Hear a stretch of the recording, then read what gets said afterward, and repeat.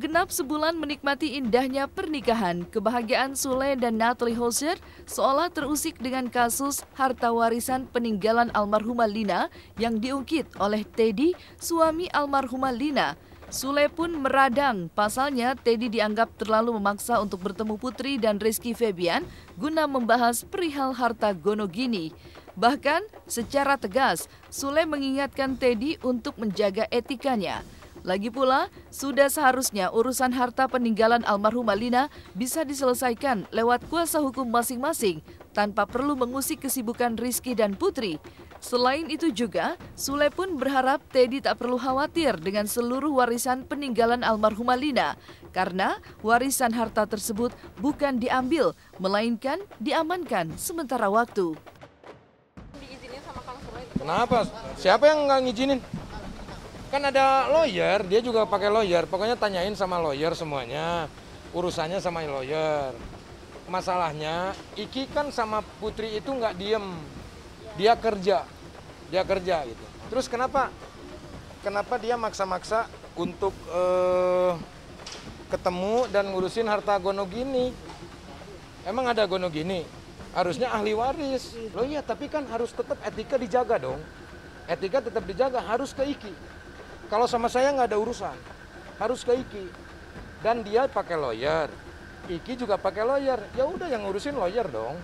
Ngapain sih ribet-ribet gitu? Kelanjutan buat harta gonogini itu semuanya sebenarnya udah saya serahin ke lawyer Pak Ali Nurdin. Cuman sampai sekarang juga emang nggak ada kelanjutannya. Nggak tahu karena apa, saya juga nggak bisa ngobrol banyak. Kemarin dari yang berkas file sama harta gonogini itu semua udah diambil Teh Putri, di deposit boxnya udah diambil semua. Jangan takut, tenang. Masih ada, dan di sini kalau dibilang Putri mengambil hak dan yang lain-lain, Putri hanya mengamankan, disimpan dulu. Yang harus diingat adalah Putri itu anak kedua, yang paling berhak itu Iki. Yang pertama, kan harus koordinasi, komunikasi sama kakaknya. Kenapa nge-push terus sama Putri? Sama Iki dong.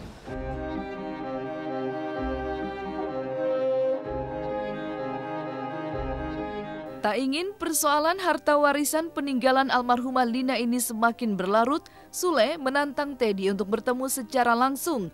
Pasalnya, sikap Teddy yang seolah menuding Putri mengambil alih harta warisan tersebut tidaklah benar adanya. Selain itu juga, Sule pun secara tegas bersedia membagikan harta warisannya kepada anak Lina dan Teddy jikalau suatu hari kalah dalam persidangan. Lantas, akankah Teddy bersedia menerima tantangan Sule untuk bertemu? Ya udah, ayo ketemu. Kalau berani ayo ketemu. Ketemu aja ya. Mau apa? Secara baik-baik kan bisa. Toh saya juga nggak ada dendam, nggak ada apa kok. Saya udah mengikhlaskan semuanya itu. Tapi jangan seperti ini, terus-terusan sama anak saya yang dicecar, diberitakan anak saya membawa harta gonogini. Harta gonogini apa? Itu ahli waris yang istilahnya dia mengamankan semuanya. Karena kan tidak hanya Putri, Ridwan juga kebagian. Ya kan? Gitu. Kalau harta gonogini kan itu waktu sama saya. Kan dalam peradilan juga harta gonogini nggak dapat, saya kasih. Terus mau itu, ambil. Kalau di bawah semua, saya juga udah serahin ke lawyer. Mungkin nanti biar lawyer lah yang ngurus, karena saya udah dibilangnya emang mau fokus ngurusin si Dede aja kemarin itu. Gitu. Jadi emang kalau nantinya takut rame lagi masalah harta gonogini, yang jelas sekarang harta gonogini itu udah ada di Teh Putri gitu aja. Iya, welcome, ayo. Ayo, jangan undang media terus ngomong, nggak usah. Hubungi saya, datang ke Tambun, saya nggak kemana-mana. Sekarang tuh masyarakat udah cerdas, netizen juga udah cerdas. Saya nggak mau mencari siapa yang salah, siapa yang benar. Ayo silakan urusin semuanya. Karena udah nggak ada hak saya untuk itu. Harta udah ada di anak-anak semua. Harta yang bukan haknya juga udah saya kasih semua. Nggak ada hak, di pengadilan juga nggak ada harta gonogini, nggak dapat harta gonogini sepeser pun. Kenapa mesti seperti ini? Kasihan.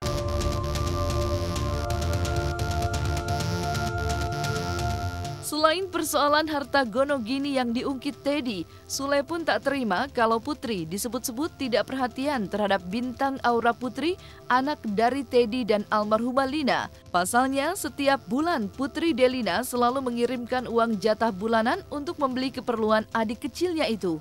Lepas dari itu, Sule pun sekali lagi menegaskan bahwa ia sama sekali tidak pernah melarang anak-anaknya mengunjungi adik kecil mereka.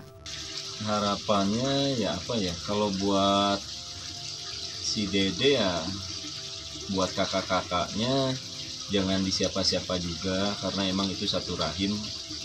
Terus kalau bisa sih ditengok atau apalah dibilangnya kalau video call atau apa Zoom atau nanya kabar gitu. Itu udah bikin saya seneng gitu. Itu aja sih harapannya, nggak banyak-banyak. Kalau buat yang lainnya nggak ada harapan yang aneh-aneh lah. Kalau komunikasi sekarang mungkin kakak-kakaknya lagi sibuk, jadi emang udah beberapa bulan ini nggak ada komunikasi. Nggak usah bilang Putri nggak punya perhatian dan yang lain-lain. Toh dilihatlah vlognya Putri gitu loh. Kalau memang saya tidak mengizinkan, ada kok dia sama adik-adiknya itu.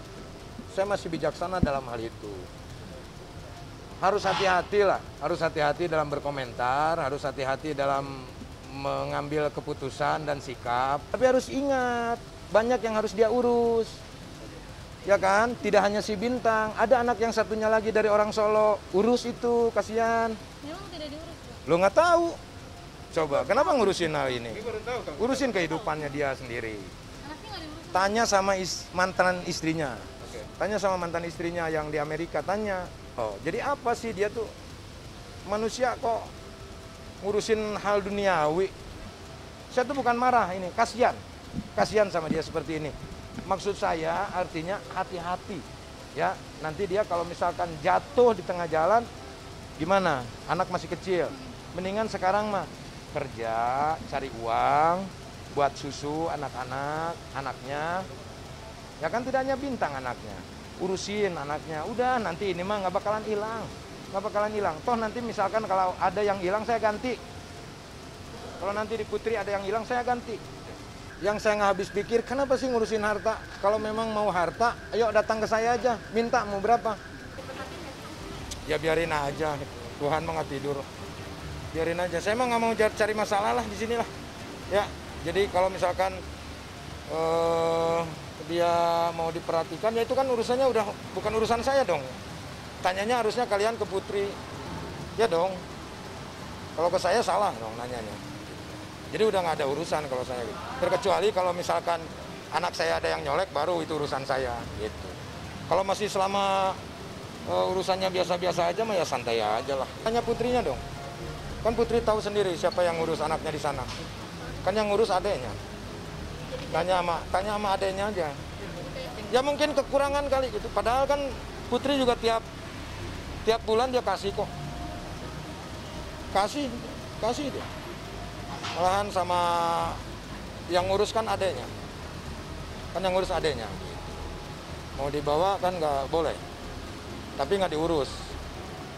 Tanya aja diurus nggak gitu. Gitu aja. Kan seharusnya kalau menjadi laki-laki ya bertanggung jawab dong, itu kan anaknya dong. Kenapa mesti harus yang bertanggung jawab adalah anak-anak saya? Kan itu. Susu apa itu kan anak-anak saya. Ngasih juga gitu. Nggak sampai. Jadi kalau misalkan bilangnya nggak diperhatiin ya mungkin dia mau masuk infotainment kali, kejar aja lah. Ya, kasihan dia biar ada kerjaan. Ada lah kalau peringatan mengada. Kalau bilang kurang perhatian, ya dari mana kurang perhatiannya gitu. Kan yang harus bertanggung jawab bapaknya. Terus kenapa mesti Putri harus repot? Anak-anak saya harus repot gitu. Anak-anak saya justru yang istilahnya sayang sama adeknya. Beliin susunya, beli ini, beli itu. Saya nggak larang-larang kok. Kalau misalkan untuk dia mau datang ke sana gitu.